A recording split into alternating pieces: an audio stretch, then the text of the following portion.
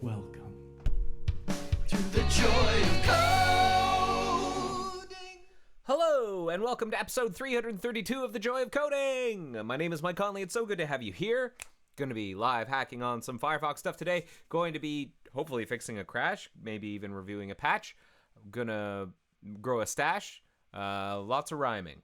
It's July 11th. Let's get into it. This is the agenda for today. It's July 11th, 2023, episode 332.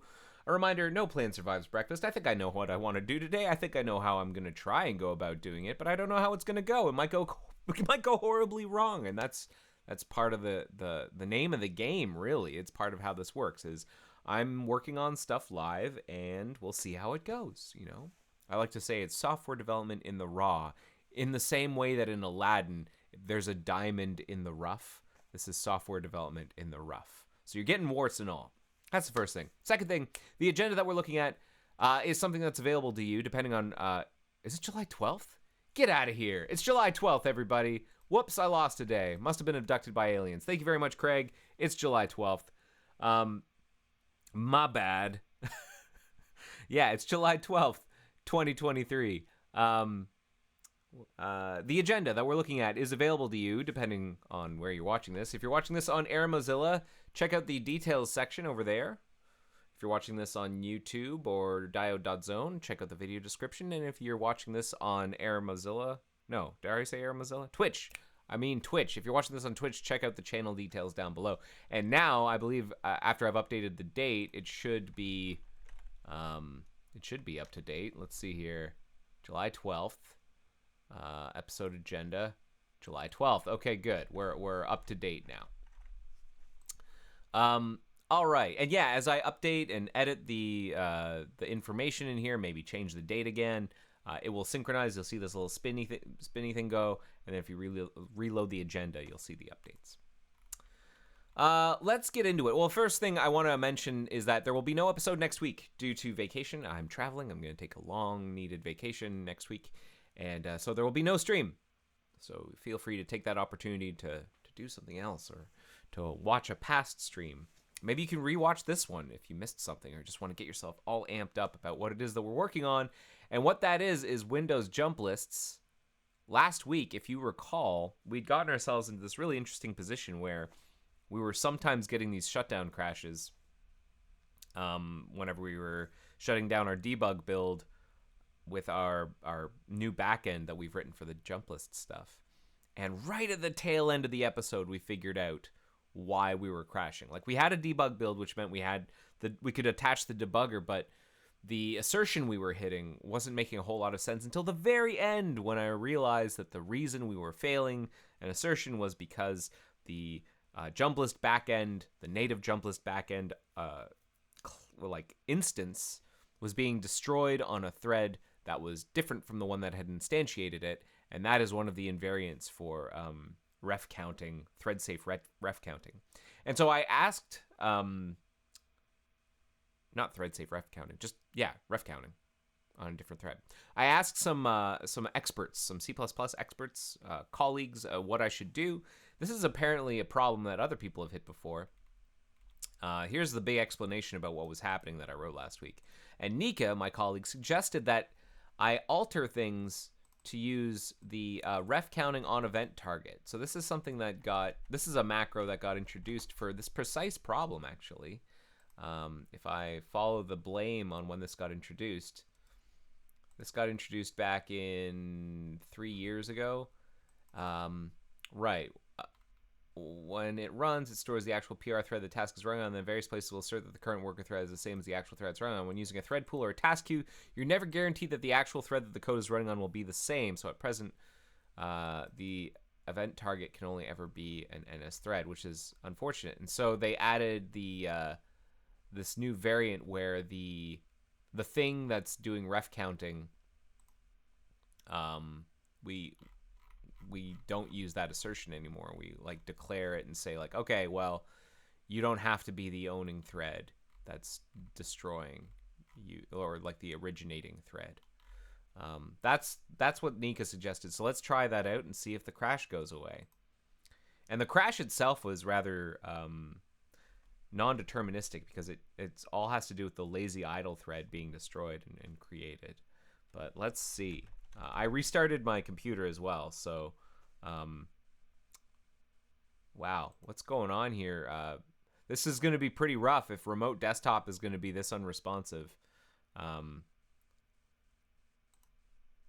What's going on here, computer?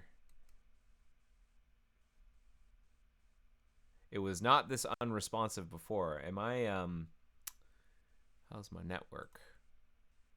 I'm getting some sounds coming through. What is happening? Okay, finally, a thing showed up.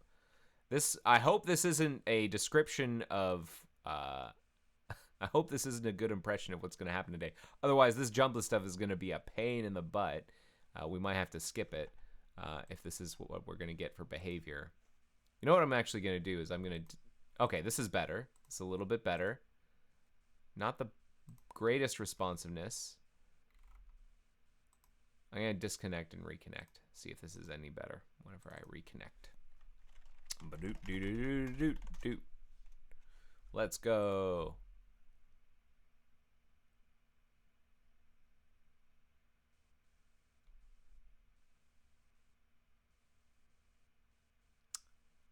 Wow.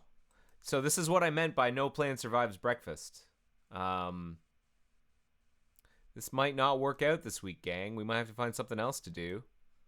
I don't know why my Windows machine is misbehaving. I had recently restarted it. Oh, there we go. It's just being slow AF. Maybe there's something wrong with the network where the machine is, because my personal network seems to be running fine. I'm not dropping any frames. My internet speed seems to be normal. I'll tell you what, let's give this a couple of minutes to sort itself out. While we wait for that, because who knows, maybe this is just like a weird network kerfuffle happening where the machine is located. Let's look at something else briefly, which is I have something in my review queue, my code review queue. Let me pull that up. From Danny Colin, who added a tooltip to list all tabs. So this is something that I think is worth checking out. So this is related to bug 1633946. This entered my review queue 2 days ago. And it looks like there are 2 questions for the patch. I'll get to those questions once I understand what the bug is. So the bug is title/tooltip should be shown when hovering with the mouse over an all tabs item. So there's a tab context menu, but it'd also be nice if all the tabs items would also show a tooltip, like when hovering with the mouse over a tab. Wait, what? Added support for the tab context menu. It'd also be nice if the all tabs item, that's this one, also show a tooltip. Right now it says list all tabs, like when hovering with the mouse over a tab. Oh, I see. So that you want a tooltip. Right, I remember this. We want tooltips for these things. Okay, got it. Got it. Okay, so we're going to go back to the patch. So now that we understand what Danny is trying to fix, we can take a look at how he's doing it, and then we can try and answer the questions that he has about his approach. So tabs list is the right module to be in. He's pulling in E10S utils. For some reason, that's interesting. XPCOM utils.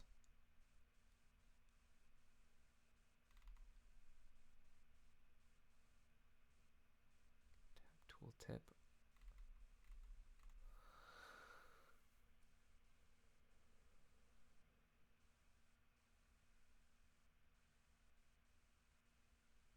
Include label.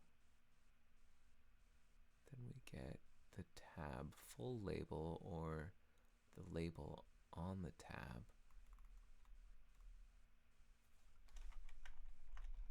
Get tab tooltip. We never pass false here. When would we never do this?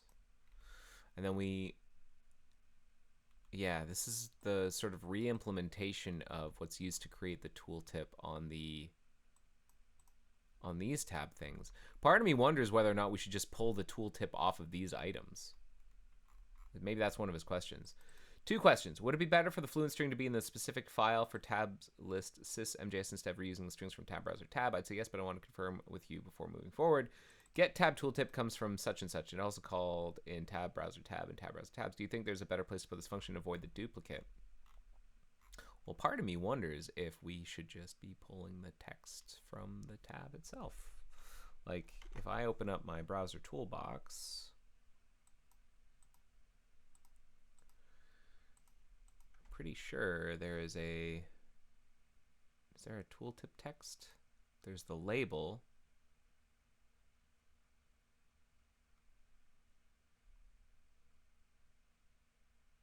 Where's the tooltip text?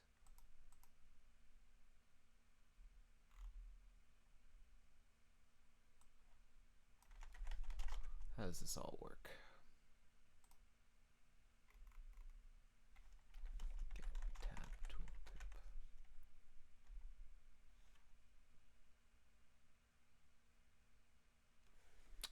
When we create the oh, I see, it's created dynamically.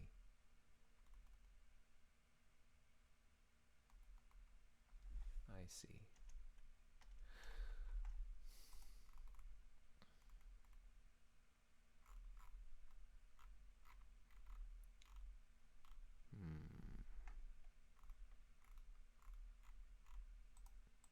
And it is public. Here's what I would suggest. It's also called, and do you think it's a better place to put this function to avoid the duplicate? I'd say just use the one that's on tab browser. And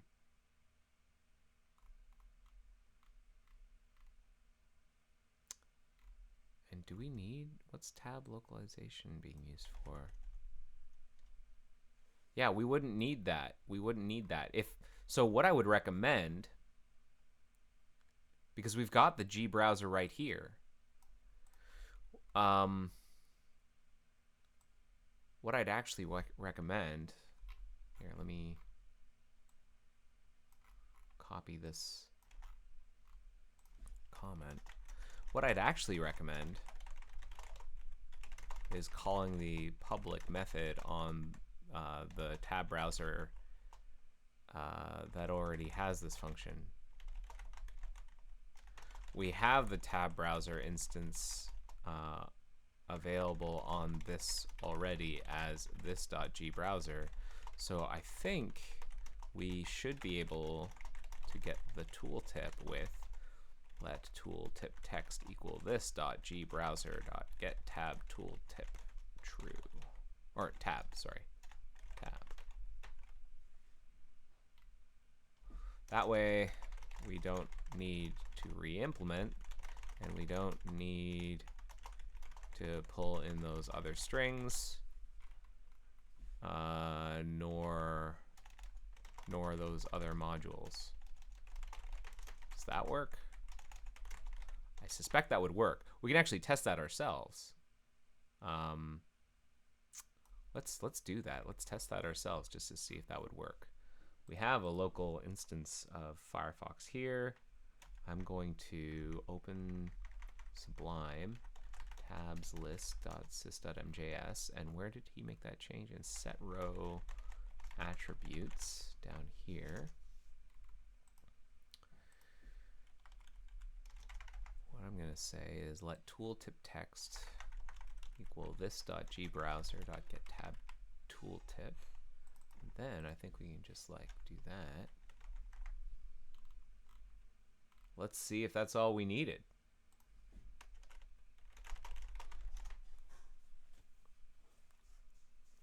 Special shout out for Craig, who said it was July 12th and let me know that I was missing time. I was not abducted by aliens. I just got the date wrong. I don't know what happened there. I'll do a post-mortem and figure it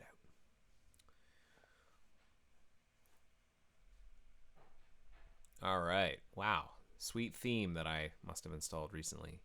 Okay, so there we go. There's our tooltip. Let's open up a couple other tabs. Yep. That looks right.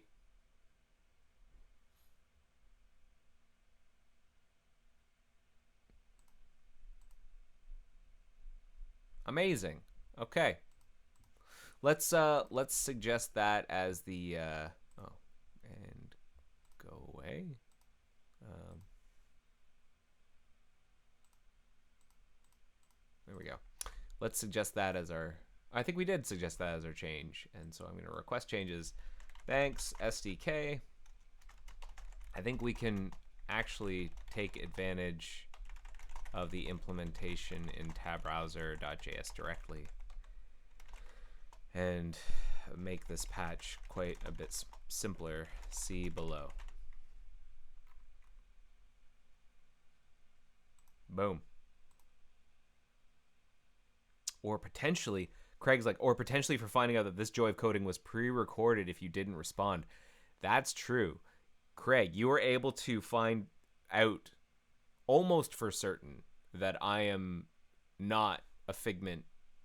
Like, this was not pre-recorded, that this is live, that, you know, I am walking on a tightrope. And if for some reason this was pre-recorded, this would be so elaborate. I'd have to, like, create a Puppet account called Craig and time the message just right to send through Matrix.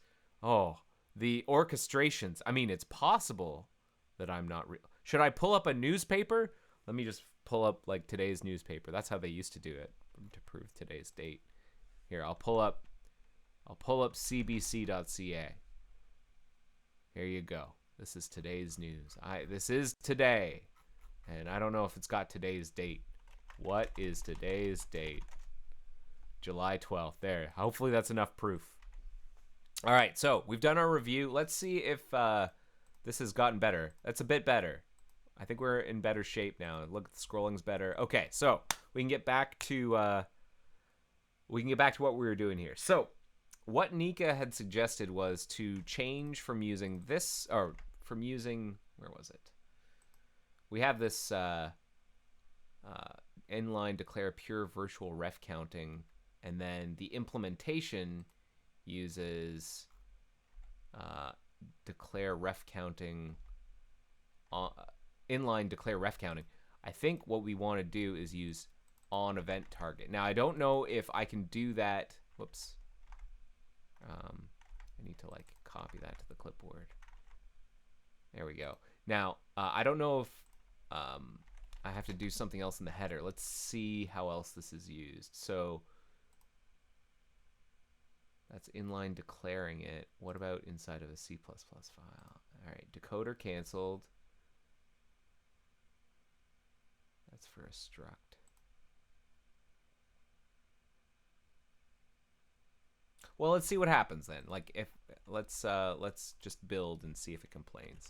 Mock build binaries.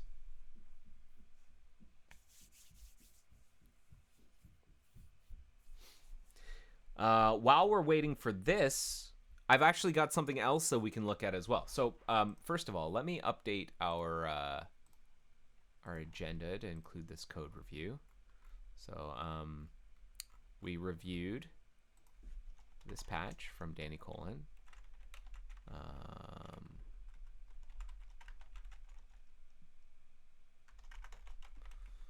SDK is patched to add tooltips to the all tabs menu panel.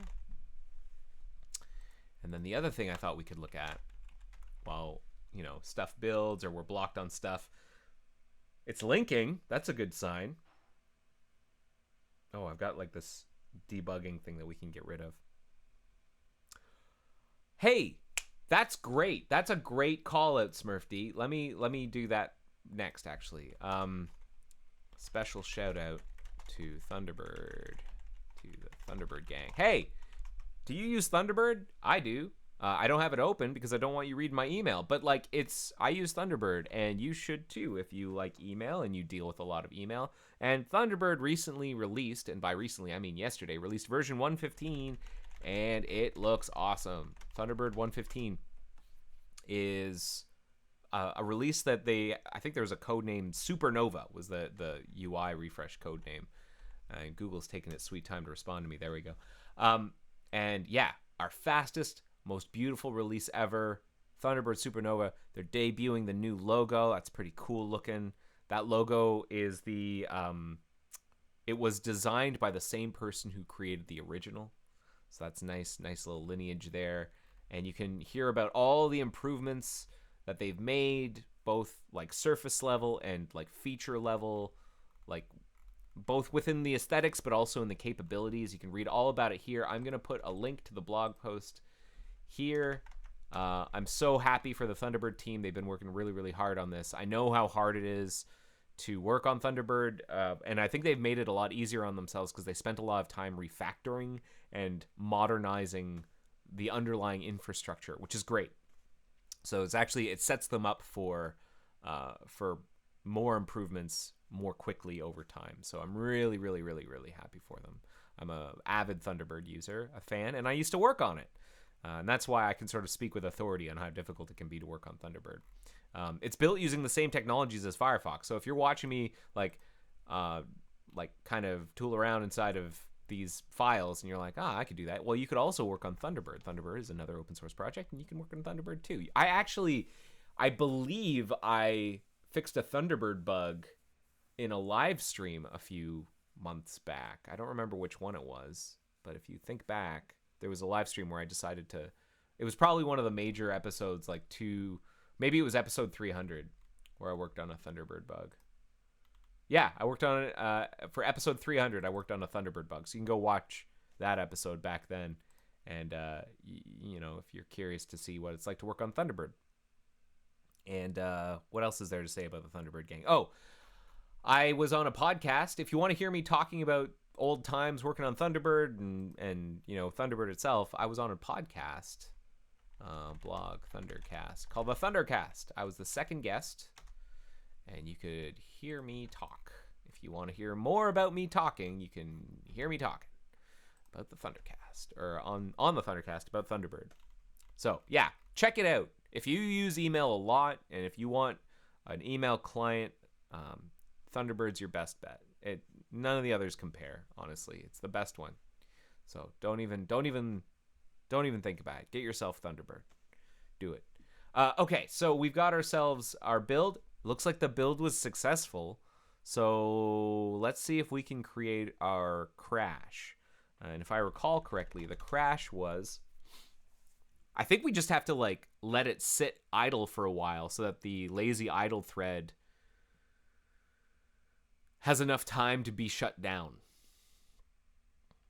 So what I'm going to do is I'm going to launch this slow AF debug build. I'm going to run the code that does the updating of the jump list.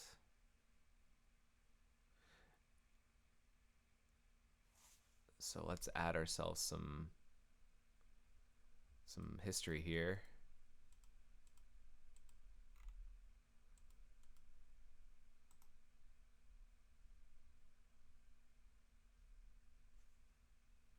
And then open up the console. Jonathan Lindsay asks, is Thunderbird 115 a beta or something? Mine is updated and it's still at 102. Interesting. I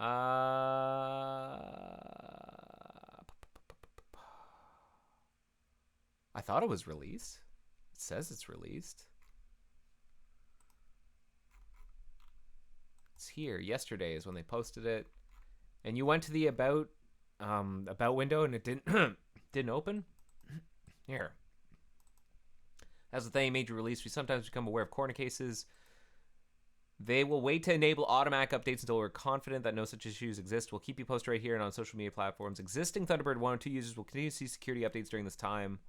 So maybe they're slow rolling it, unless you download it directly. Maybe you they're slow rolling it out.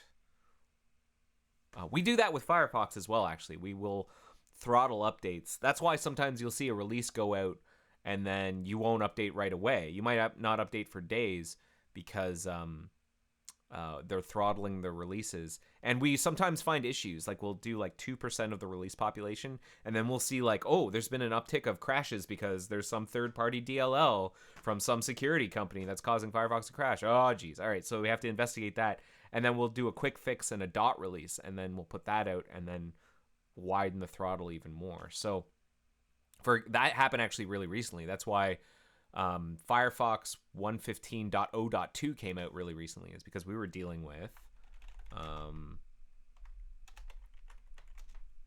we were dealing with some crashers caused by third-party DLLs. A malicious injected DLL. I thought it was from a security company, but it was a maliciously injected DLL. Haha. So yeah, we slow roll the rollouts, and I would imagine for Thunderbird, Thunderbird development and deployment and the user base is generally more conservative too, because it's like, if you want to talk about investment of data, Thunderbird is a huge investment of user data. It's got all your email in it and like all of your customizations and messages and stuff. In the same way that people are, they curate and they craft and they hone and they invest in their browser with bookmarks and history and stuff like that. People invest in Thunderbird with their messages and whatnot. And so they need to keep those safe. They want to keep those safe. And it's incumbent upon Thunderbird to keep those safe. It would not be a good email client if periodically it would update and just throw away all your emails. So I think, from my perspective, it makes a lot of sense for Thunderbird to be really careful with these rollouts, these major version bumps, to make sure people aren't being like, my email's all gone or something, and to be clear, Thunderbird is tested very rigorously, but so's Firefox, maybe even more rigorously, and we still will get surprised by this sort of stuff, because you can't test all the cases. People have got lots of different computers. Okay, so what was I doing? What was I just talking about? Oh, so talked about Thunderbird. People were asking about updating, and then Danny Colin, you were asking about tab browser. So Danny Colin writes, this is related to the review that I gave. He's like, today I learned it's okay to directly call from another file, in this case tab browser. I thought it wouldn't be considered good practice. So I'll tell you something, Danny Colin, because this might be interesting to you.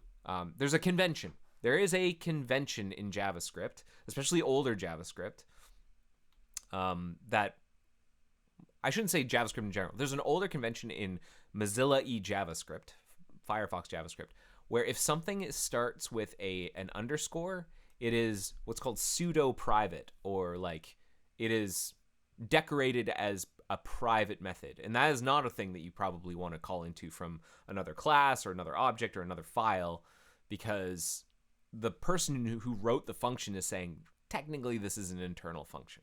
Now, these days, with ECMAScript 6, you can actually create private methods and members and stuff. And we use those all the time. Tab browser is from way back in the day. It's an older piece of JavaScript. So it's not written as an ES6 class. Maybe someday it will be.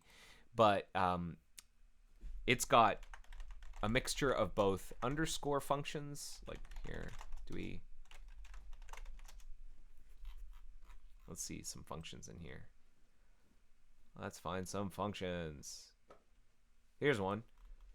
Adjust focus before tab switch. Oh, I just got a delivery. It is boiling hot, and it is tea. Amazing. Thank you very much for the tea delivery. See, this is a pseudo-private function in tab browser. It starts with an underscore, and this I would be very reluctant to suggest calling from another method or from another mechanism or another file or another object or something, because it's like, well, you're kind of signing yourself up for trouble, because the person who wrote this is like, this is internal and you shouldn't actually know about this. Like, this is called the principle of least knowledge. You are coupling yourself to what is technically an implementation detail of something. And so while it might solve your problem in the short term, it's almost like bad cabling practice, because you might trip over this cable whenever someone decides to change this internal method or remove it, because it's supposed to be internal only. Now, the one you were calling what was called, what is it? Get tab tooltip has no underscore. So it's kind of implied by the fact that this is not prefixed with an underscore that it is public, that it is okay to call this externally. And that if I were to go in and be like, I want to refactor get tab tooltip, it is important. I mean, it would be important in general for me to, like, if I'm refactoring, use SearchFox to find all the usages of a function that I'm changing. But this one, it's like baked into the name of the function that this is expected to be used externally, or it's okay to do it. It is a public method. So it's okay to call this from another function or another module or something. So there you go. There's a clarification. No problem. All right. What's going on? Okay, so we got our build here. We got this thing running.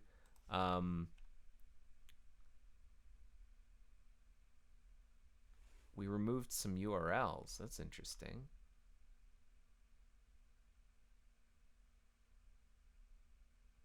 Good. Removing URLs from places. Okay, good. And then that means that we've actually done the right thing. We've had this thing sitting around for a while. We've got our frequent list here. If we were to run update again, we'd probably see that it gets the fav icons, because those will have finally been written to the disk. Booyah shaka, there they are. Some of them anyways. This one for some reason didn't show up. And so now I'm going to shut down and see if we get our shutdown crash.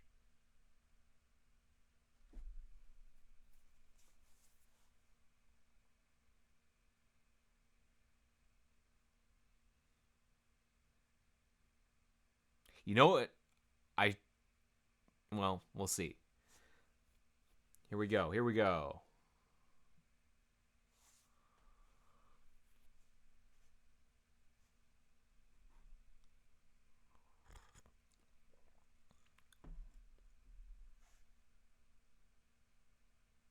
Amazing. Amazing. So I'm going to add some documentation. We use ns inline declare ref counting on event target because this class might be destroyed on a different thread than the one it was on a different thread than the one it was created on, since it's maintained by a lazy idle thread. Is there a bug reference? Yeah. This is a workaround for this. This is a workaround for bugs such and such. That's good.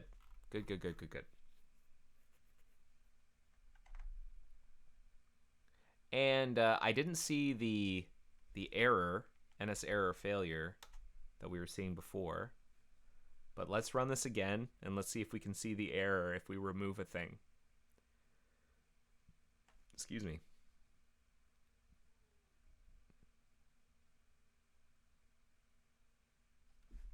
Let's like step through the whole removal process of an item from the jump list. And I'm going to do this in two ways. I'm actually going to attach Visual Studio's debugger, and I'm going to use the browser toolbox debugger. We're going to attach, what is the process ID? Parent is 13992. So we're going to attach to that one. Get our browser toolbox going here. And what we're going to do now that we're attached, we're going to set a breakpoint on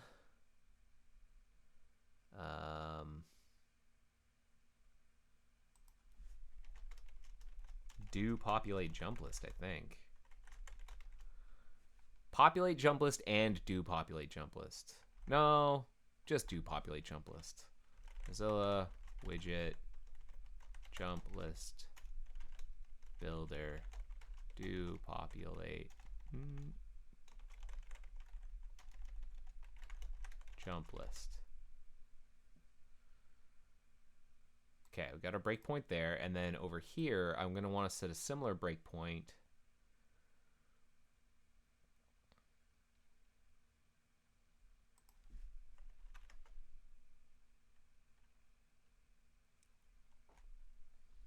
In Windows jump list. It's already got it open. Thank you. Despite the fact that it's so slow, it's being pretty smart. It's being a little slow because it's a debug build. We're going to find the populate jump list call. And we're going to set some breakpoints there. Okay, there's one. There's the other. Oh, and we've hit our first breakpoint. So we're going to let this go. Here we go. Now this isn't actually going to remove anything. I think, are we going to source? Different from the...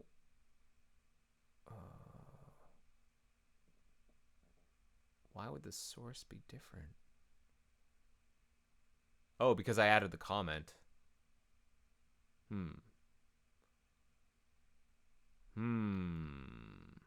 Yeah, this could be a pain. I didn't build after I added the comment. So this might be a little bit of a pain, but we can step and all that sort of stuff. That's fine. I'm going to continue. We're going to let that thing finish off, and then we'll see in the toolbox here that the removed URL should be an empty array, I think.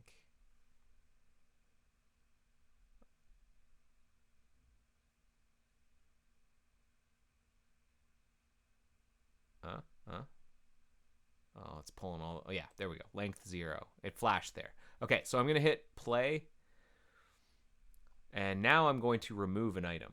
All right, let's remove 32 free things to do... 32 free things to do to make the most of your summer travels. Let's remove that. Remove from the list. Okay. Now let us update.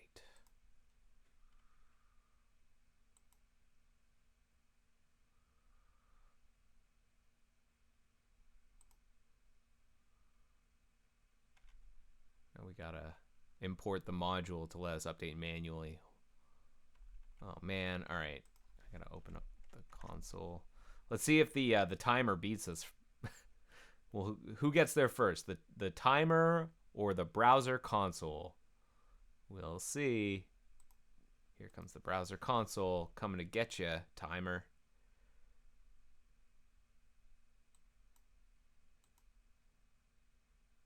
I hit the up cursor, but nothing happened.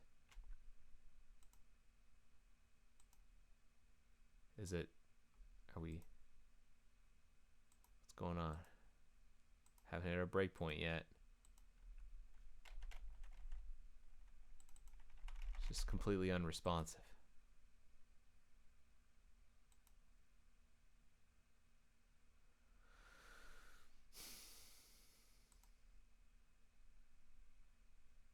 Have we hit a breakpoint?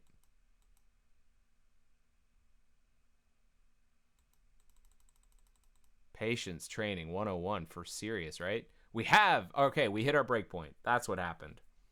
Okay, let's hit play. Here we are. Now we are on the wrong line, just so we're clear. We have to offset everything that we're seeing by quite a bit. So the fact that we hit return and kept skipping over is because the source code's poorly aligned. We're somewhere down here, I think. Okay, so what I want to do is... do we have the list of... oh, yeah, we will have the obj array. We should have the obj array of things to remove. Raw pointer. Obj array. And and URIs to remove. Size of 1. Okay. So I'm going to hit play. And then we should hit our breakpoint here. Oh, we hit our populate jump list. Is that the problem?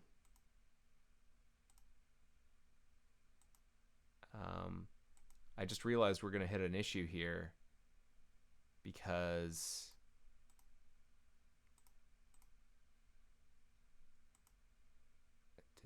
did we do it? NS error unexpected. Right. So the reason we hit the NS error unexpected is because we were in our breakpoint when the timer came around again. We should have not entered here because we were still building.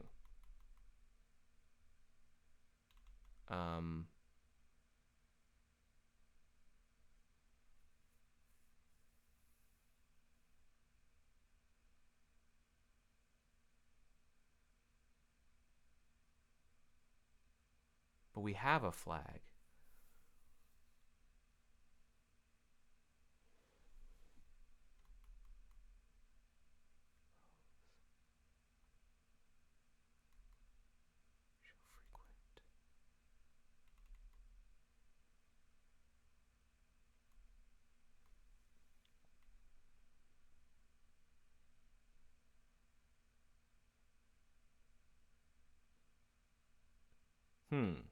So I'm quiet for a second here because I am not sure. I'm not sure if we're in a really bad state now. Yeah, do populate jump list. It's gonna error. It's gonna throw us an error, isn't it? Runs it once, no error. Runs it again, and who's it for? Who's it running for?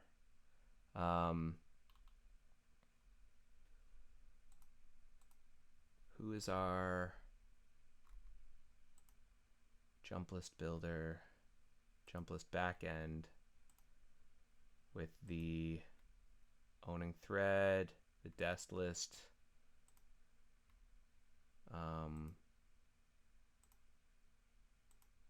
what is our app user model ID? So this is for the non-private browsing window. And that's the one I think we return the error for. Except it didn't error this time. Because the removal occurred?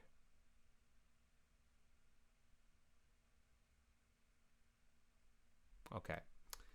Here's what I'm going to do now. I'm going to right click, how to deal with brown spots, remove from this list. Now, update. Play.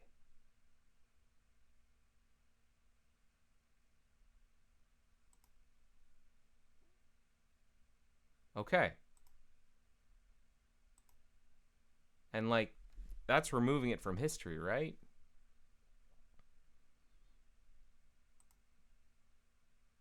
It was like how to remove something. Oh, see, it's still in history. See, that's the problem. What's going on here? Why aren't we removing these things?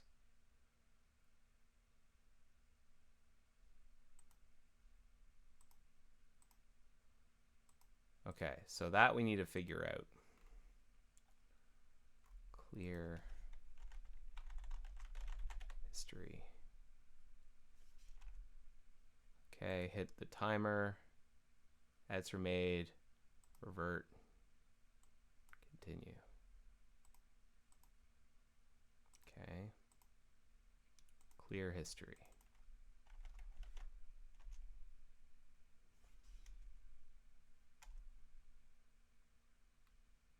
Evaluating spec. Removing URIs to remove.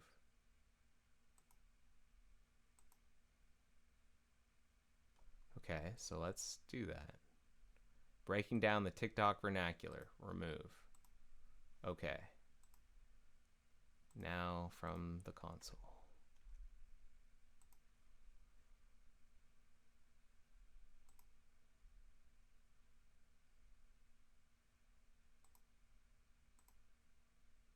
our breakpoint?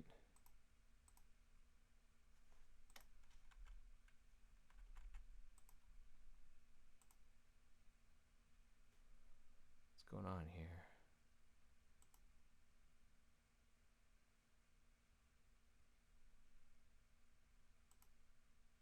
I think we just hit NS error unexpected is what we hit. I don't think we hit our breakpoint at all. Like if I do update again. Yeah.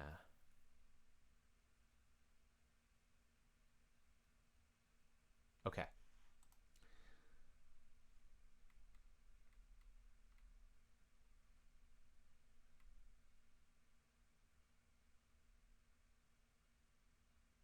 Begin list will fail.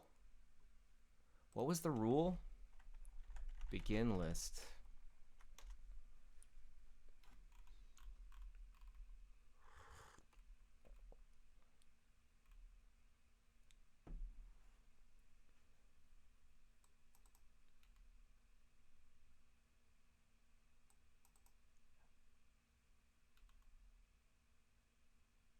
After a called commit list is made with no failed call to append category due to an attempt to re-add a removed item that's been made since begin list, the removed destinations list is cleared. After that time, a previously removed item can return the destinations list. The user can use the use term. When can it fail?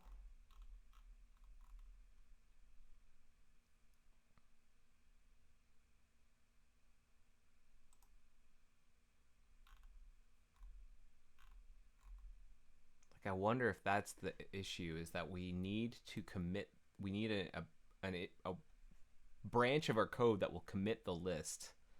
What does the old code do?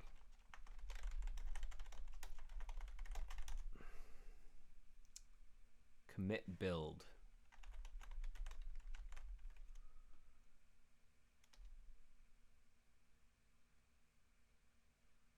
No results, build the list.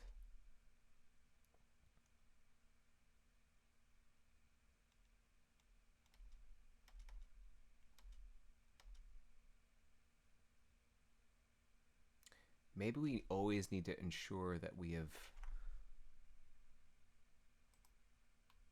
like, what are ways that we could have bailed out early?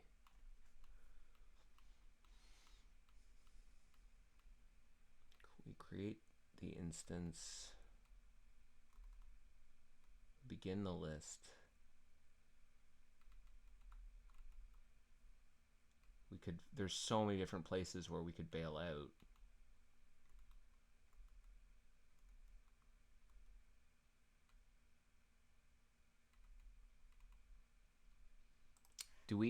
Are we ever in a situation where we like begin the list?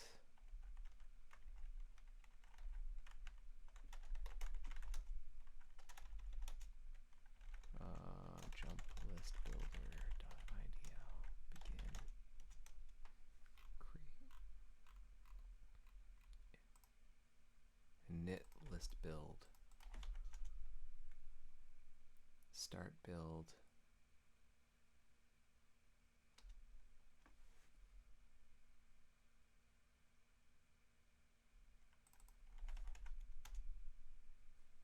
No matter what, we commit it after we start it. I wonder if that's the situation. No matter what, if we start, we better commit.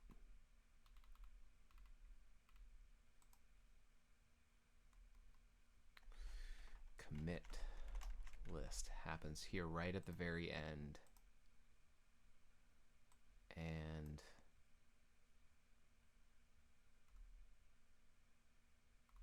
I wonder if we need a slightly different error handler.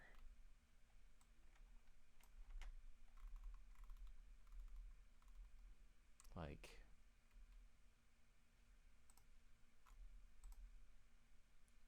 there's begin list. Is there like cancel list, delete list, custom jump list for a specific application?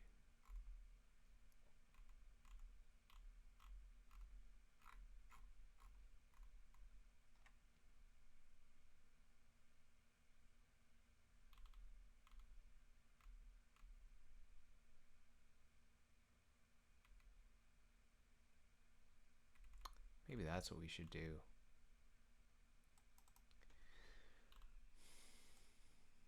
Oh, it should not be called when an application is updating. It is only used to completely clear the list.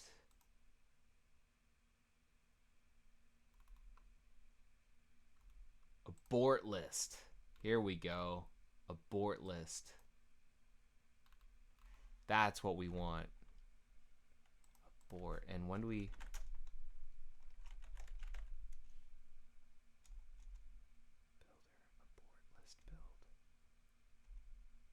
You always start by aborting build list. If we have pending statements, we abort taskbar API wrappers. Start build. Call start build here, then we always abort. This would have aborted already. So maybe that's the first thing, is you always abort any ongoing list. Okay. Okay. That we can do.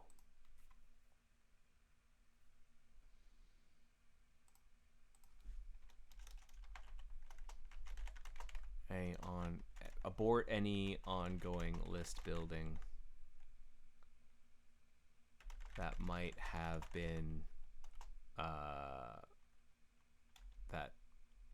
might not have been completed otherwise.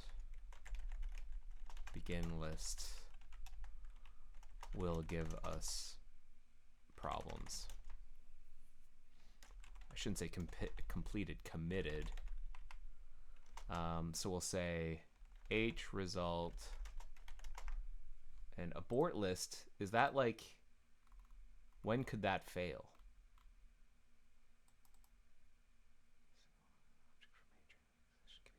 Any new data destroying the previously stored list. Okay. Well.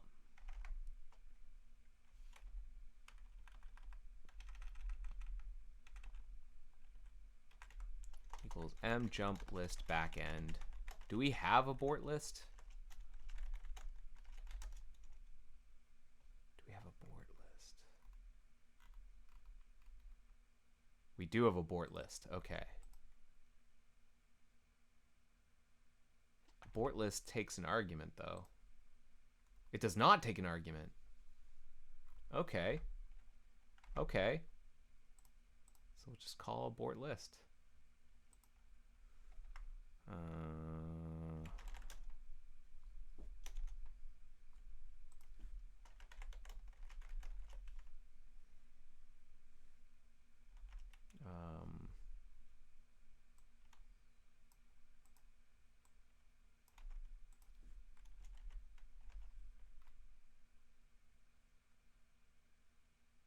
Okay. Let's try that. Shut her down.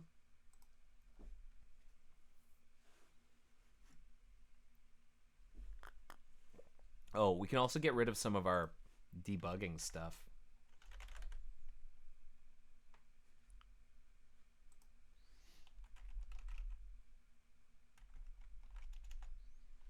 Don't need that. And I think we had some debugging stuff in here as well, like console logging. Well, I'm going to keep that console log for now, because we still need to figure out why we're not removing certain things.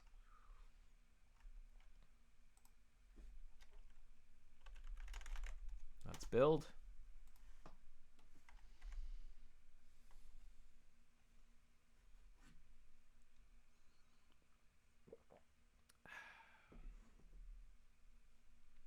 Patience, precious.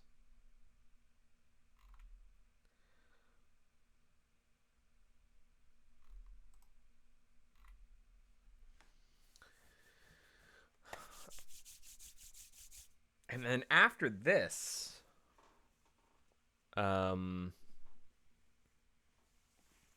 think it's testing time. I think it's time to write some tests. Or at least, yeah, plan out our testing more thoroughly now that we had like done this a couple weeks back, which caused us to do the big refactor and rewrite. And now that we have a refactor and rewrite, we can start thinking about what our tests will actually look like. We're going to have to do some locking. We're basically going to be creating a backend that can be instantiated on the main thread of the test, handed over to the jump list builder off of the main thread on its lazy idle thread, and then handed back. So we're going to need like locking, basically.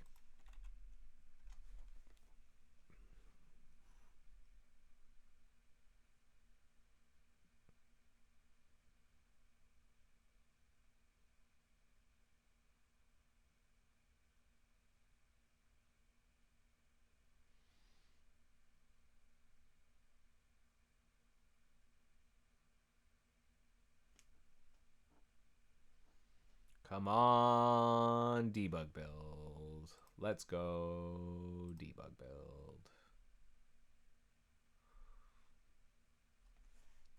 I think it will help if I get rid of some of the things. If I get rid of some of these things. Let's get rid of those things so that they don't show up initially. Let's create some more traffic. Let's go to mozilla.org and my blog.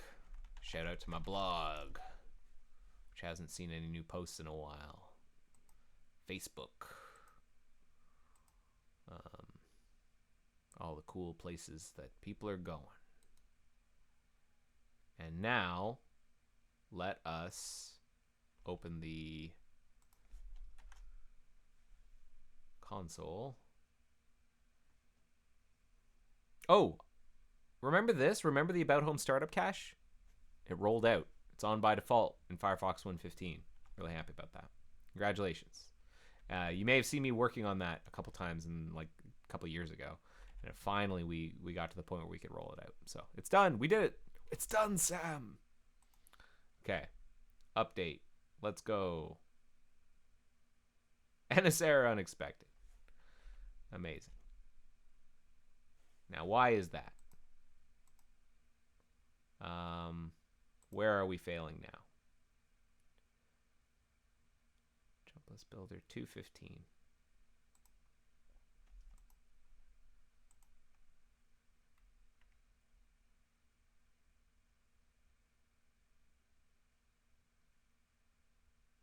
To obtain and cache the favicon, we're failing to do that. Oh. Interesting. But does that mean like none of this population of stuff is... Do you want to reload it? Yes. Let's attach to 15168.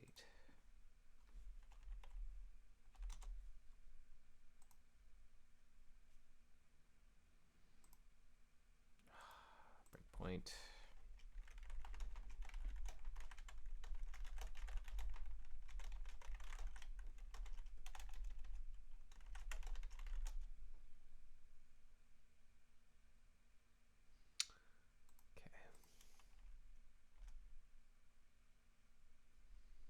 Now the source code maps because we rebuilt. Did it fail? It failed.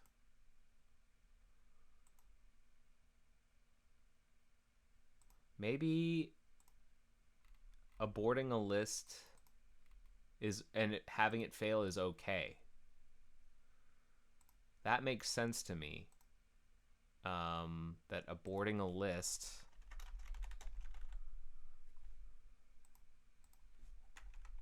failing is okay. Like, I don't think we ever paid much attention to it before.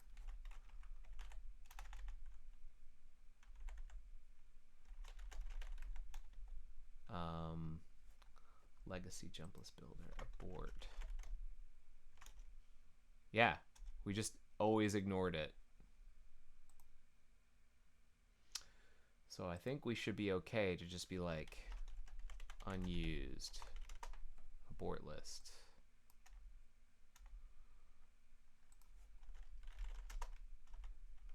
All right, let's try that instead.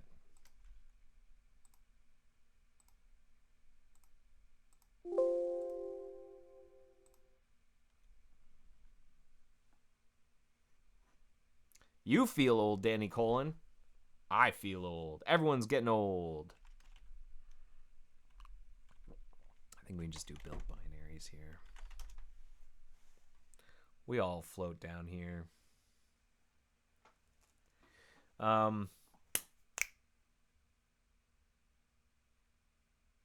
Yeah, the About Home Startup Cache. If you're curious about what that is, check out my blog.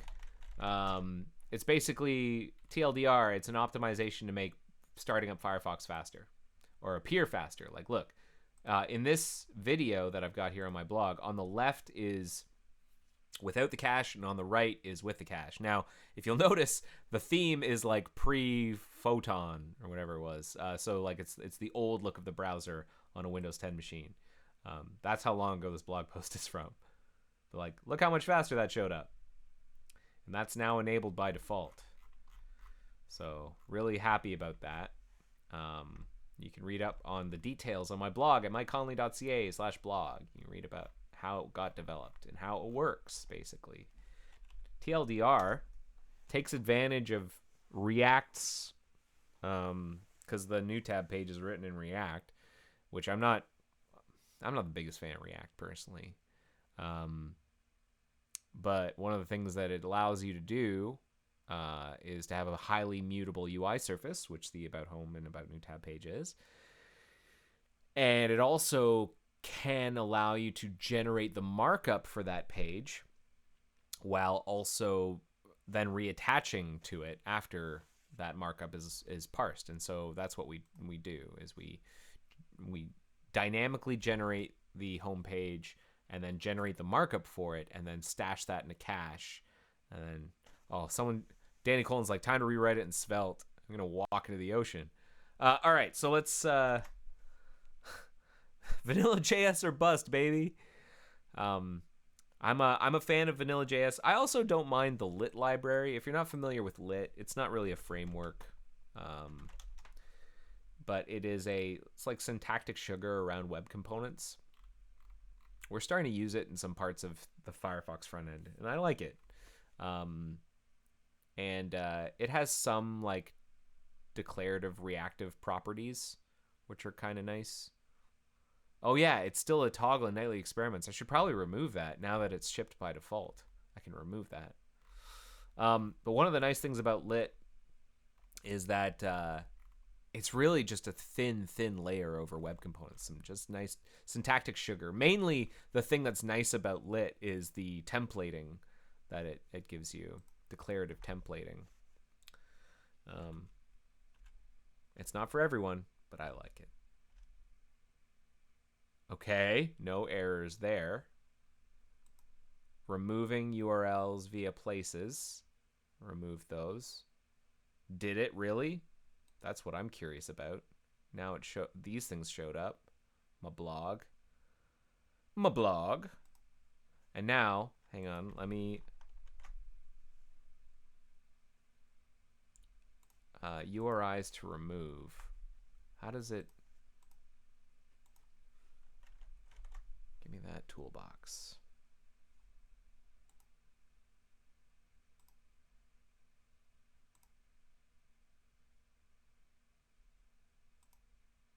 Oh, it's already open. It's over here.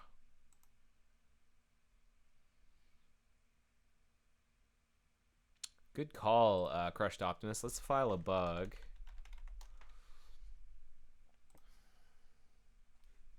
New tab. Remove About Home Startup Cache toggle from About Preferences Experiments. About Home.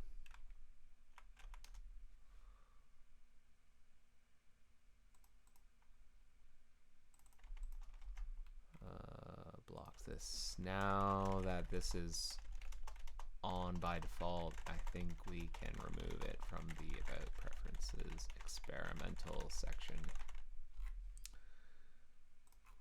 Task. Okay. So what do I want to test here? I want to open up the... Oh, I've got the wrong source open.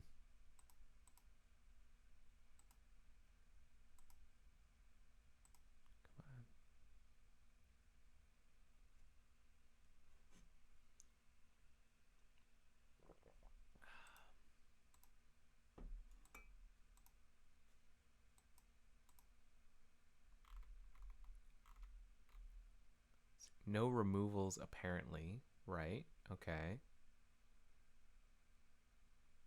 So after those first couple of removals, we didn't do any. See, this kills me. I'm attached to the wrong thing. I want to be attached to the main thread. How come I'm not attached to the main thread? Sometimes I like have to go to a website.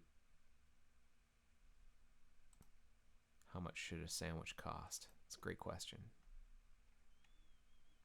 It's the question of the ages. $5. That's how much a sandwich should cost. I don't know. Maybe that's an unrealistic sandwich perspective. Is this still working? What's happening here?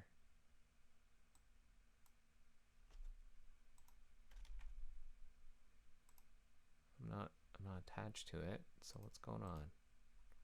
It's like something super slow in this debug build. It's repainting okay. It's just taking a while. There, tooltips. Here we go. Simon is typing. What you got, Simon?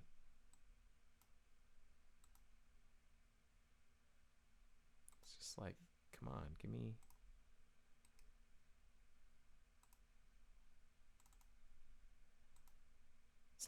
It's not responding to my mouse clicks.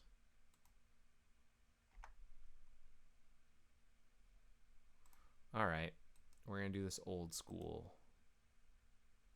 by shutting down and restarting. Is this still working? What's happening here? Yes, these are perennial questions. Perennial questions. Shutting down workers. All right, run.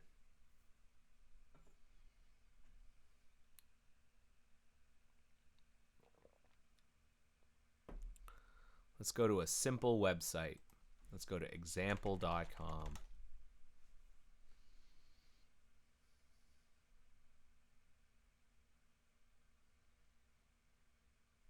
And then let's open up our browser toolbox. Go into my happy place. Danny Colin writes, I have mixed feelings about JS frameworks. They are useful, but they also add a ton of dependencies. That's scary when you see how fast the ecosystem is evolving. I agree. I don't mean to throw shade. People use whatever tools help you get your job done. The end user does not care, the end user doesn't care what framework you're using. The end user wants capabilities. They want a tool that lets them do their thing. And they don't care if it's PHP or Svelte or Python or whatever, for the most part. They just want their website, their web application to work. Now, whatever helps you do your job fastest, more efficiently, testably, reliably, maintainably, that's what you should use. Let the tool serve the problem rather than the problem serving the tool. Don't just roll out whatever you're used to. Use whatever suits the problem. Sometimes that'll be the same thing every time. But other times, think about the problem that you're trying to solve and then let the tool suit the problem. That's my recommendation. And yeah, I'm not the hugest fan of using Webpack and then all of a sudden you're pulling down half the internet so you can make a React thing work. That's always really scary. It's why did this take 300 megabytes worth of JavaScript?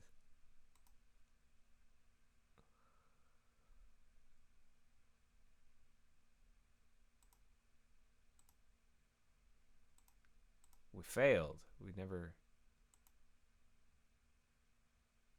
Did we hit our breakpoint?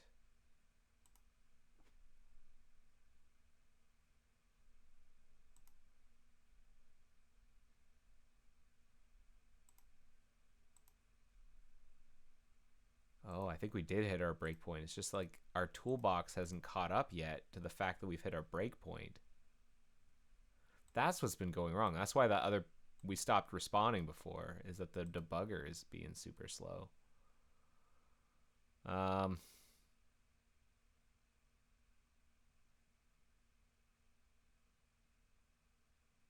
Okay. Here's what I'm going to do. I'm going to close the debugger. And that will cause this thing to start responding again. I am going to remove how much does sandwich cost from here. Then I'm going to do this again.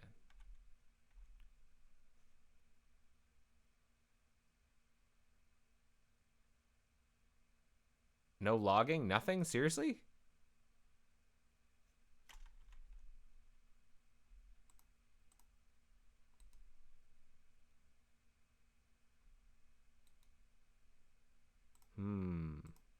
Now I'm worried. Now we're getting nothing.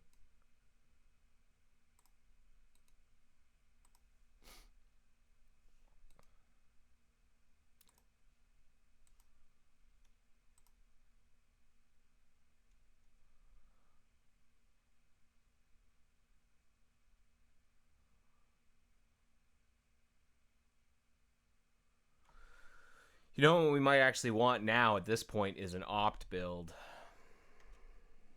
These debug builds are so slow. I wonder how quickly we can get an opt build. I think I built one relatively recently. Privacy notice.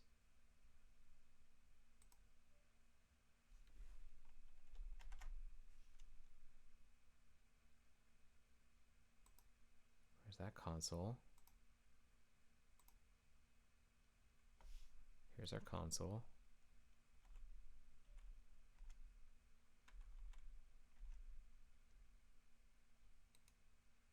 Stuff shows up. Great. Example.com's not there. Cool.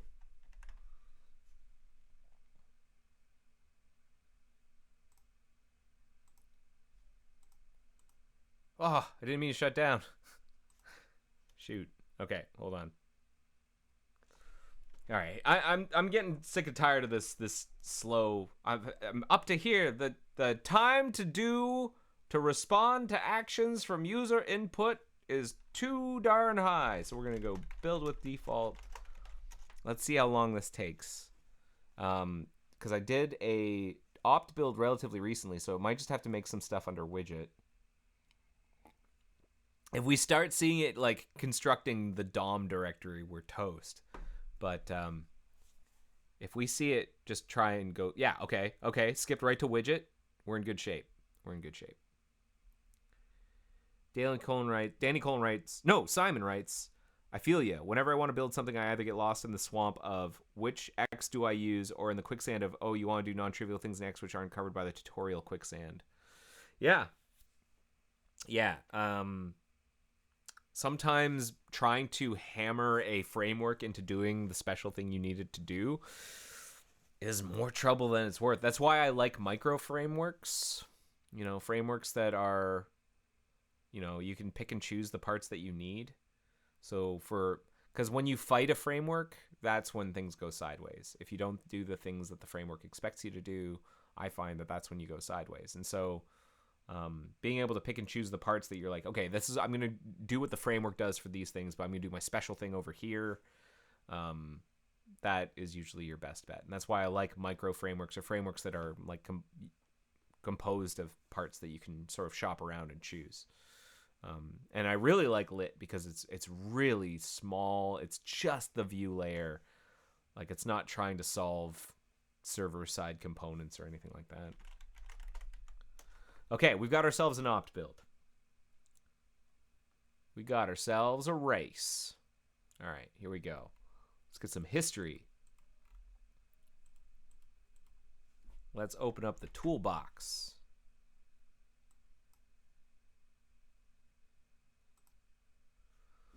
It's Windows jump list time. Much faster. Clear history.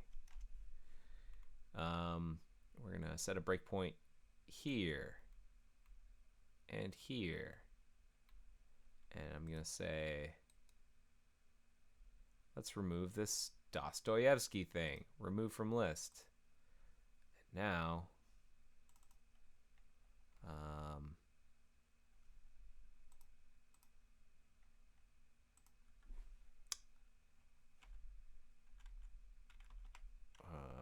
Windows task, was it?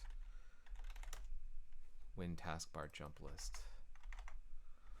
Let win taskbar jump list equal Chrome utils import ES module.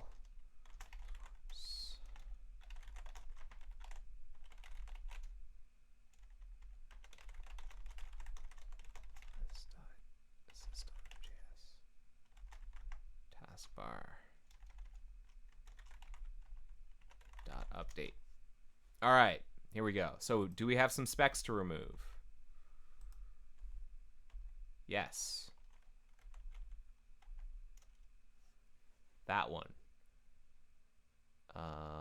So we're gonna do a mapping. Do we have URIs to remove?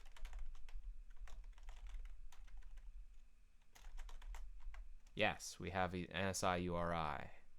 We're gonna go in here.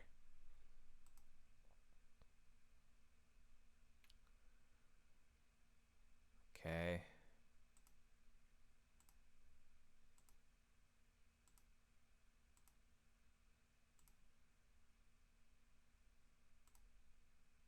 Remove. This is the part that I care about.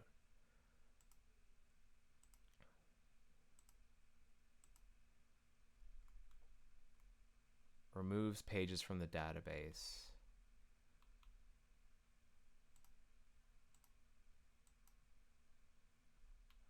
Wow, GUIDs. This is, it looks like this is the part where it actually happens. I'll count.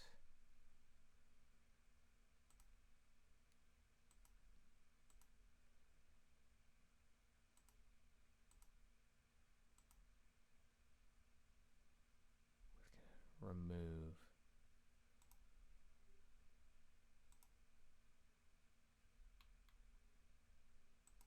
I'd like a breakpoint there, please. Fine. Result. False. Removed pages.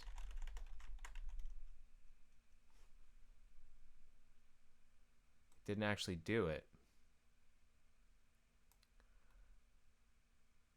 And the pages,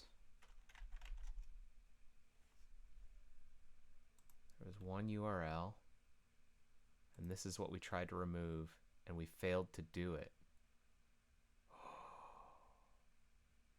Why? Why did we fail? That's the interesting part. That's what I want to know. Should have... So this is something that we can actually tinker with ourselves by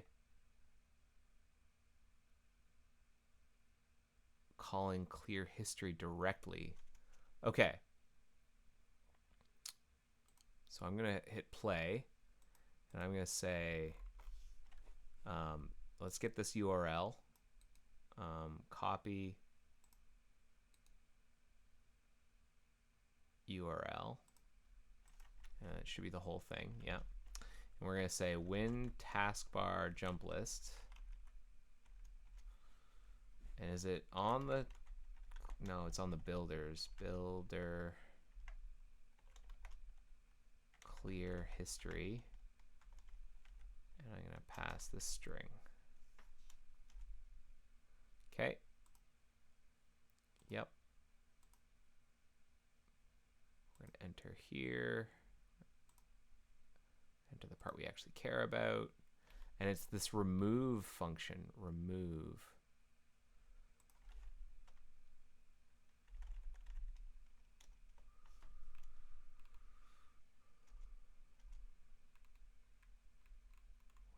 Use, remove, just remove.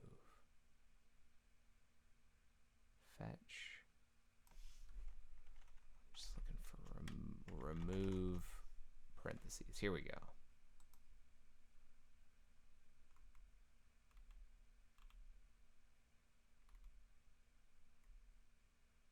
Oh, not quite. It's a different kind of remove.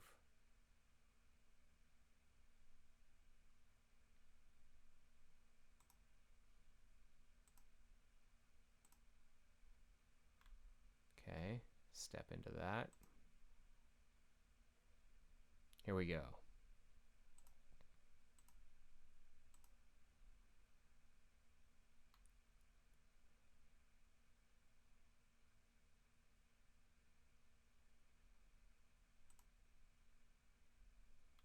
Chunk array variable. We're going to query in history for this thing.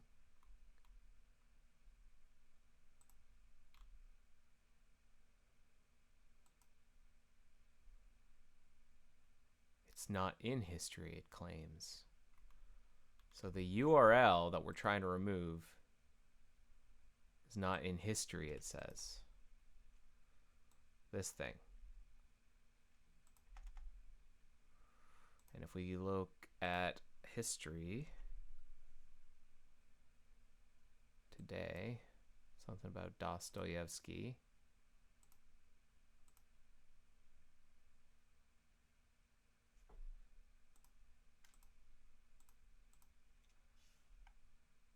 Just after his death. Oh, it isn't. Okay, it is gone. Okay, so it's working? Hold up.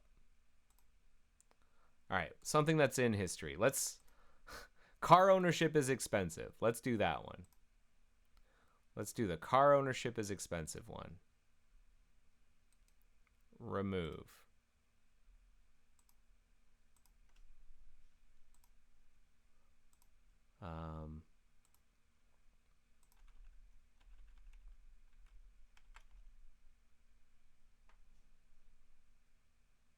And we're going to remove, yeah, this thing.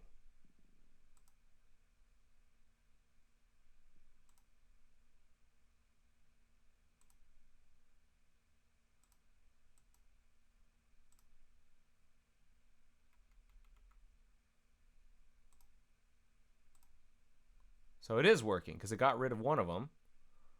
Okay. Remove, disable all breakpoints. Let's try this again. We're going to remove. Now there's nothing in our jump list.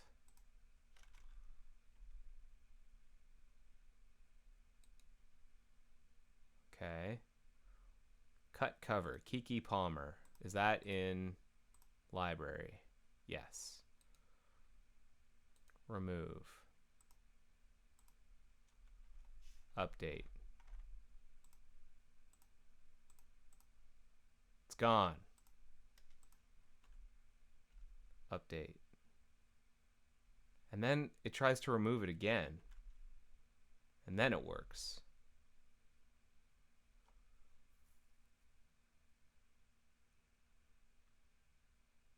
So that's an interesting issue.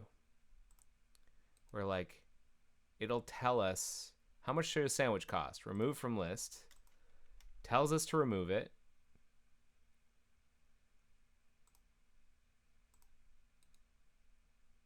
And then all of our tasks are gone. And then we call update again. And now they're back. And then it also tells us to remove it again. And then everything's fine. So, not quite. We don't have exactly the behavior that we want.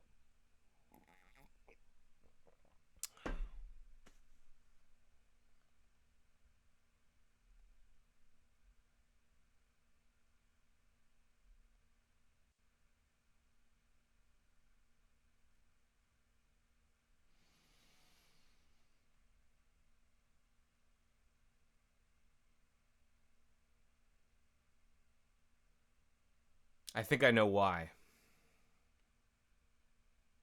I think I know why. When you remove an item from the list,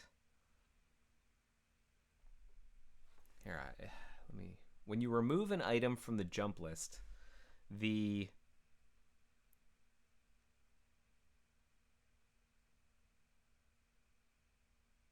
boy.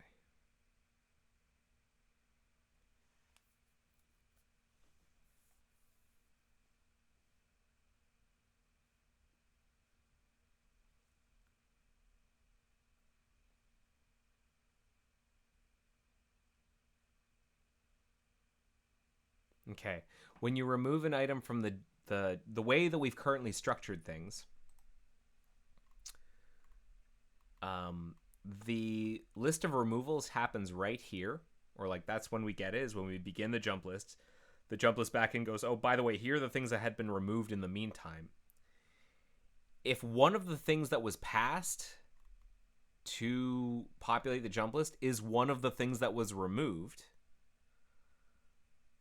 we're going to have a bad time. I have a feeling it's going to error out inside of here, and we will abort.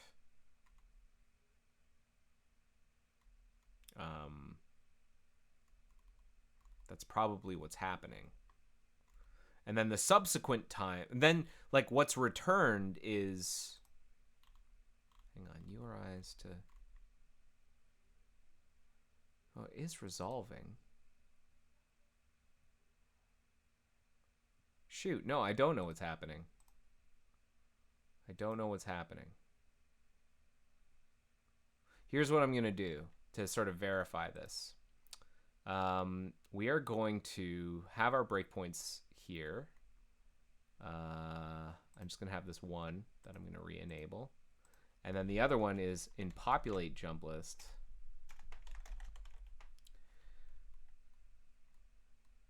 The custom descriptions, we're going to set a breakpoint here. Okay. So let's remove one. Let's remove the workers at the front lines, blah, blah, blah. Okay. Now update. So how did we get here? In start build. Because somehow we're in build list legacy?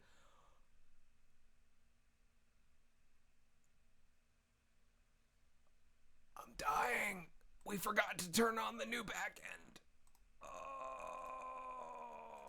I'm gonna have a heart attack. Okay, so we forgot to turn on the new backend, everybody. In this opt build.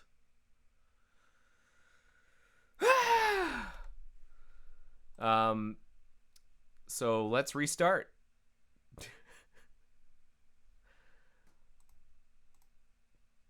Let us restart.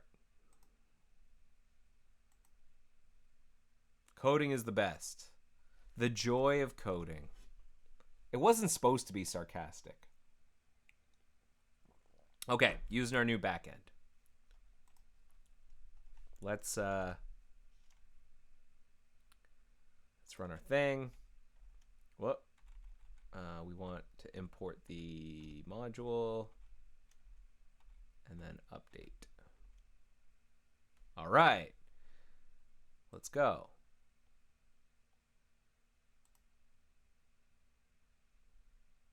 And it removed AI Revolution outsourced workers. Okay. Cool. So now let's get rid of our breakpoints here. Let's get rid of 6 signs you're in a toxic relationship. Remove. And let's open up here. So we're expecting that to go away after I call update. Unexpected.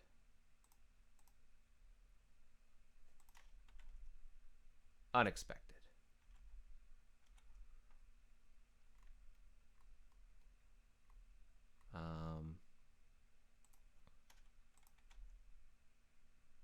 And is this because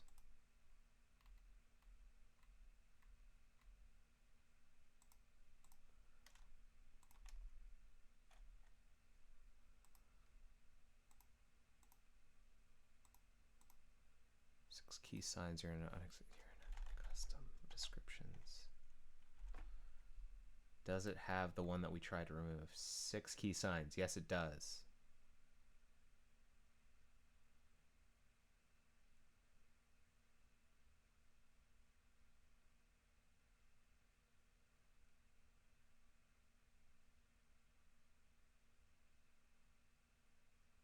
Okay.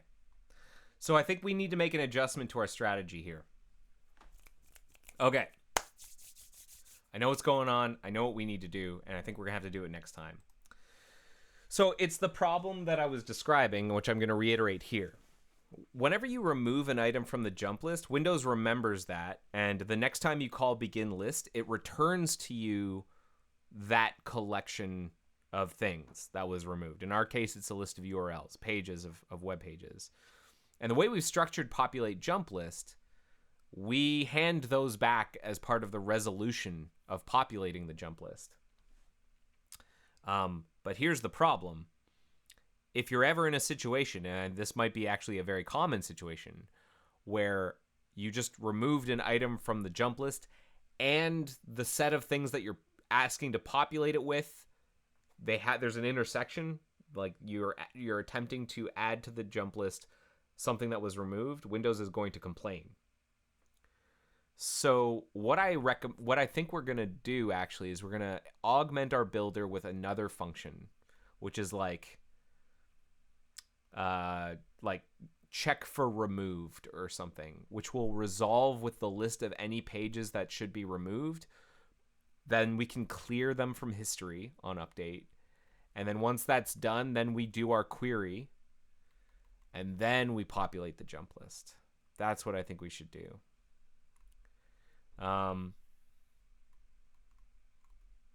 Wow. Okay. Well, let me write that down. So Nika's idea, this shutdown leak, that stopped being an issue. We figured that out. I think this is all related to this. We need to ask Windows for the set of URLs to remove before we populate with the new list. Before we query places and populate with the new list. That means adding a new function.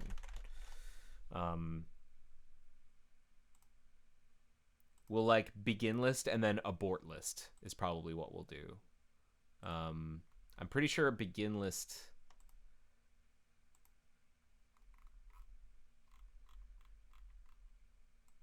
contains the array of the objects that represent the removed items.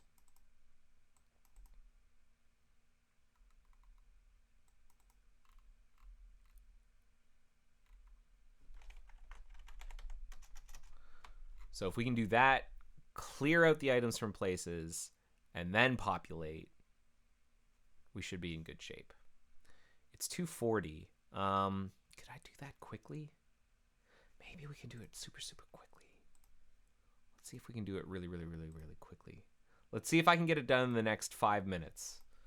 And if not, well, shucks. So jump list builder, populate jump list. We're going to call this thing promise check for removals. And then we'll say like this to do. Mention that this needs to happen first before populating. So we've got our new check for removals method. We're going to add our implementation to jump list builder.cpp.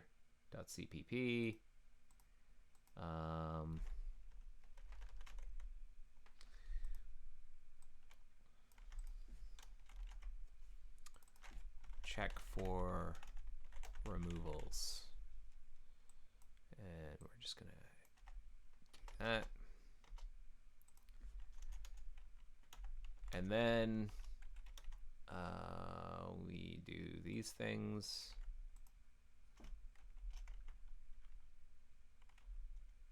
And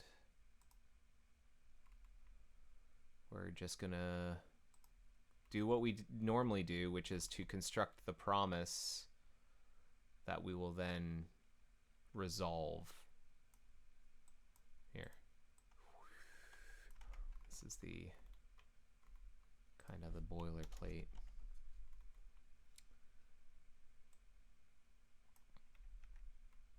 Global object, create a promise. New runnable method.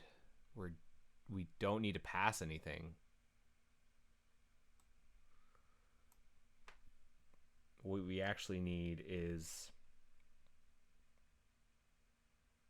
we just need to pass the promise.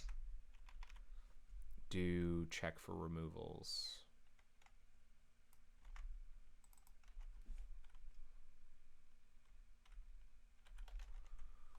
And then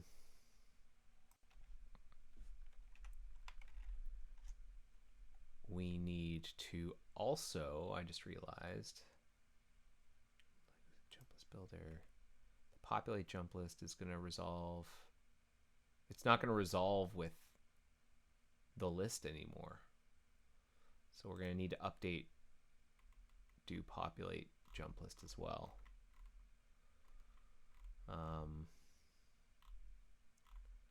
Whereas before it was like returning this URIs to remove. It's just gonna, well, here, what before I remove that, let's implement do check for removals.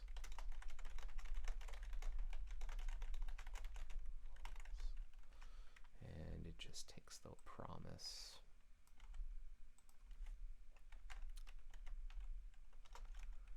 And we presume we're not on the main thread.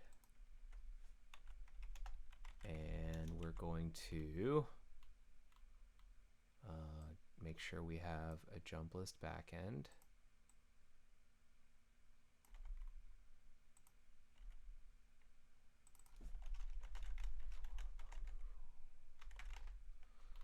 And then we are going to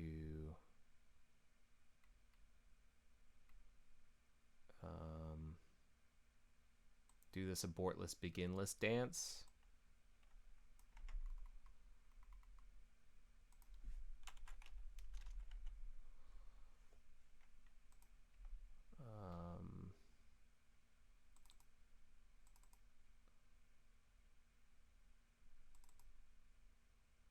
Object array.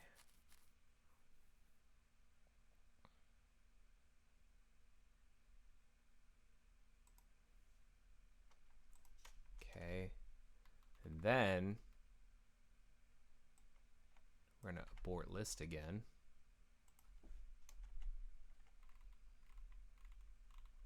Because we're halfway through beginning one. And then URIs to remove.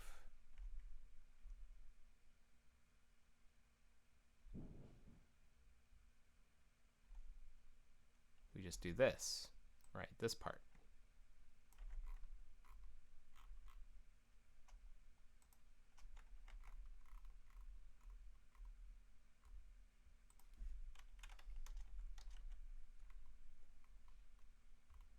Right? Do check for removals. Do that. And then over here,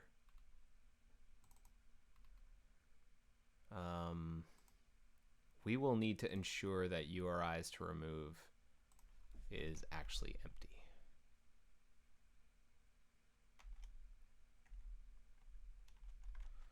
If URIs to remove dot length rv equals ns error unexpected return. To do add useful logging about check for removals. Then those URIs to remove are never used again. So we don't need to do this.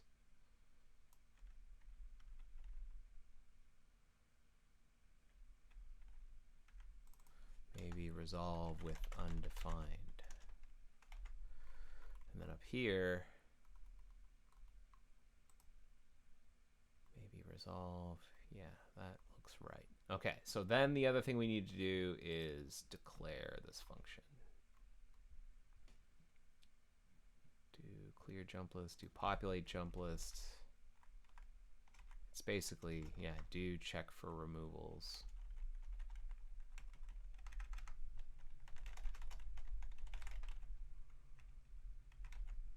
And then over in this land, build list legacy. No, not build list legacy. What we're gonna do, anything to build, delete active jump list, return is building. Let URIs to remove, what do we call them? Removed URLs equal this dot builder check for removals.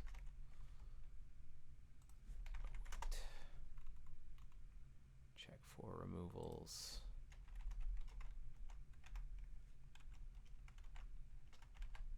Whoops. And then we're going to move this logic up here. We're going to do this over here.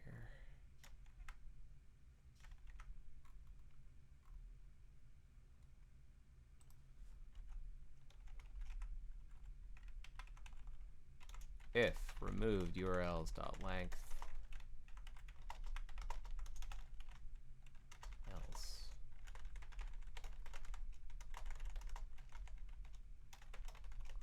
All right, let's see what that does.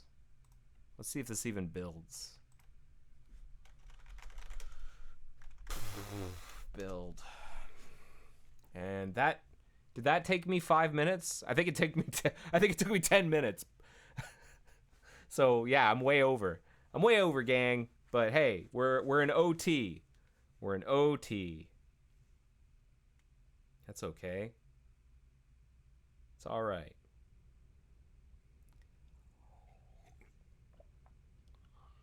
Let's see how bad this rebuild's gonna be.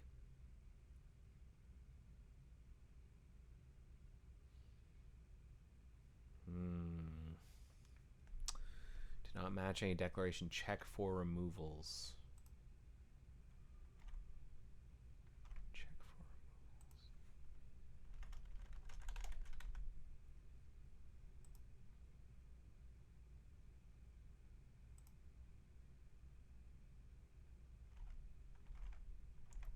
What's the closest?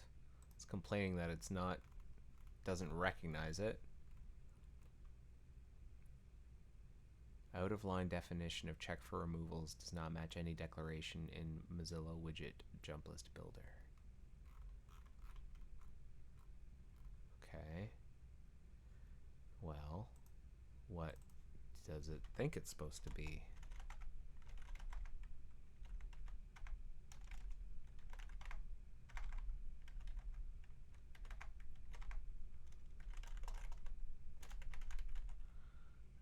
Jump list builder dot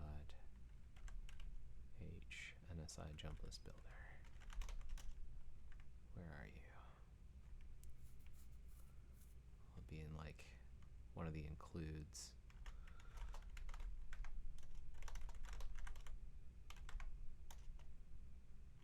Clear or check for removals. NSI method, yeah, come on. That's what I've gotten here. NSI method imp, check for removals. Oh, I forgot. We need some decoration. Implicit JS context. That's why. All right, build. Longest 5 minutes ever. I'm glad you're enjoying it. Thanks, Craig. That's a blistering review from Craig, everybody. Longest 5 minutes ever. I know. I'm just messing with you. I know you mean well. But yes, time is fluid. I said 5 minutes. It's taking 10. It's taking 15. I'm like 20 minutes into these 5 minutes. Yeah.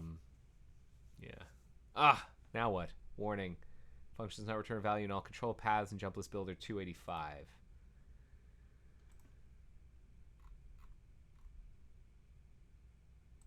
Oh yeah, this needs to return NSOK.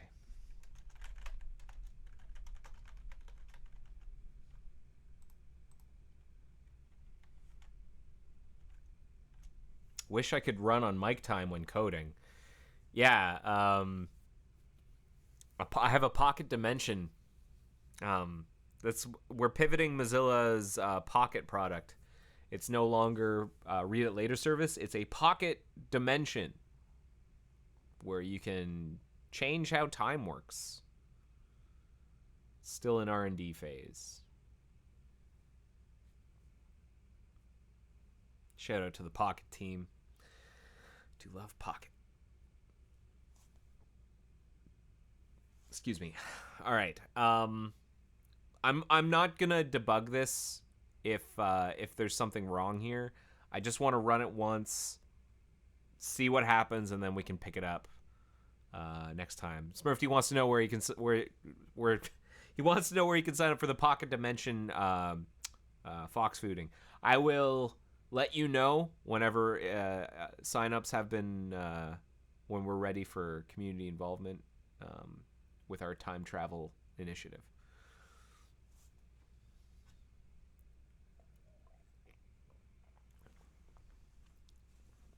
Imagine that pivot. Wow. It's like to fulfill the mission, Mozilla has invented time travel. We need to go back in time and tell Windows to change their jump list API. No, it's a mistake. You shouldn't have designed it that way here. It's a better dimension. This is a better idea. Oh, so I just noticed, by the way, the Thunderbird team has that new logo, and they've got a variant for it for like their nightly their development channel, and it's pretty cool looking. I'm just gonna pull this over. Check that out. Isn't that pretty cool? I think it's pretty cool.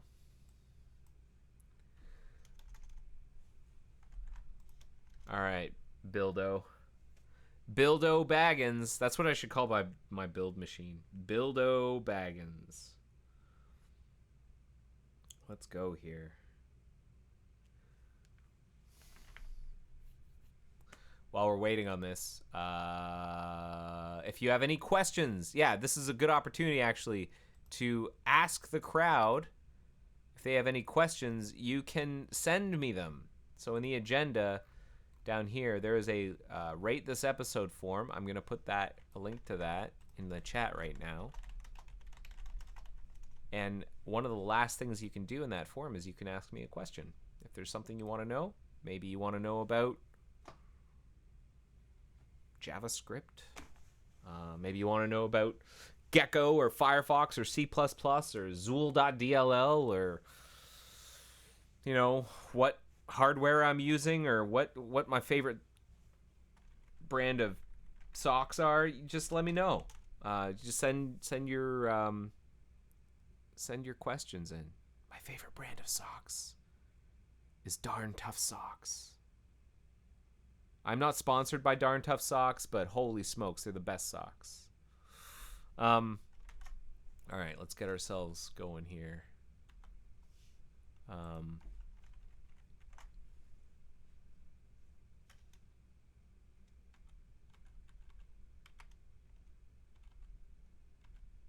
Update.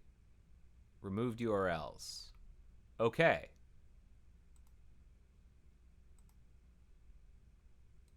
Are we working? So, how Barbados became a leader. Remove.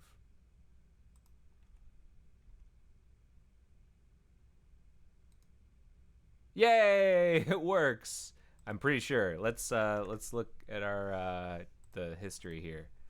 What we'll do is we'll have history kind of exist on the side.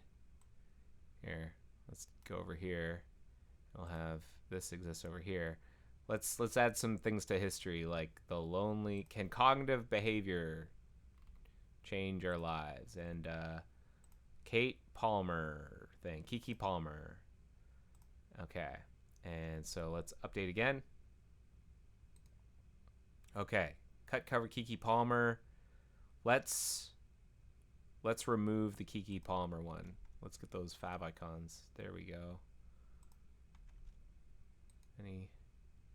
Eventually those will update. Eventually we'll get that favicon. But for now, Kiki Palmer. Let's remove the Kiki Palmer one. We'll have the that thing there. I'm gonna right click, remove from this list. And now pull up this. Update. It's gone. It's gone, gang. Remove the Kiki Palmer. And then this is perfect. We did it. Car ownership is expensive. Remove from the list. Yay. Let's play some sounds to celebrate. That's right. Oh yeah. Oh yeah. Oh yeah. So, that's a strong way to end the episode. Oh wow! When Craig did the party popper in Matrix, suddenly confetti was all over my screen. That was pretty cool. This is great. This is a great foundation for us to finally, the week after next, when I'm back from vacation, start with our tests. Finally, we're getting to the tests. We've got this more or less debugged, and we can start working on our tests. So I'm really happy about that. Thanks for being with me on this wild journey through Windows jump list stuff. We're gonna get there. I'm gonna commit this, and we can pick it up the week after next, because I'm gone next week. Reminder: no episode next week. I'm on vacation. Have yourselves a great week next week, and I'll see you the week after. Thanks everybody for watching. Take care. I will talk to you soon. Let me just play us out with a tune. The joy of coding. See ya.